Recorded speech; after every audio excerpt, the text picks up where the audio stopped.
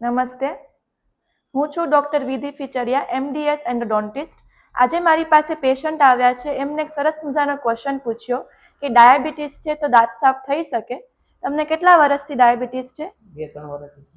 તો મને સૌથી કોમન ક્વેશ્ચન જે પેશન્ટ્સ પૂછે છે કે ડાયાબિટીસ હોય તો આપણે કોઈ પણ પ્રકારની ડેન્ટલ ટ્રીટમેન્ટ કરી શકીએ? તો યસ, મારો ક્વેશ્ચન છે હા.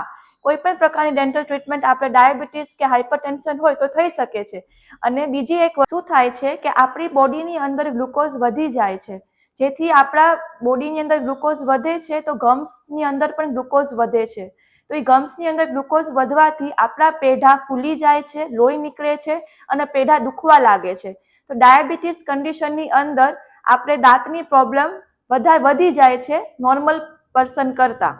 તો આ ડાયાબિટીક પેશન્ટને દાંત સાફ થઈ શકે છે અને પેઢા પણ ક્લીન થઈ શકે છે ને એમનો કોઈ રૂટીન ચેકઅપ એવરી 3 મંથ્સે કરાવવું જોઈએ. તમે ડાયાબિટીસ છે, તમે કેટલી ટ્રીટમેન્ટ કરાવી અહીંયા? અહીંયા 2 વખત. 2 ટ્રીટમેન્ટ કરાવી છે. એમને એક રૂટ કેનાલ ટ્રીટમેન્ટ કરાવી છે ને એકવાર સ્કેલિંગ કરાવ્યું છે. અને તમને કોઈ તકલીફ થઈ એનાથી? નહીં, કોઈ તકલીફ નહીં.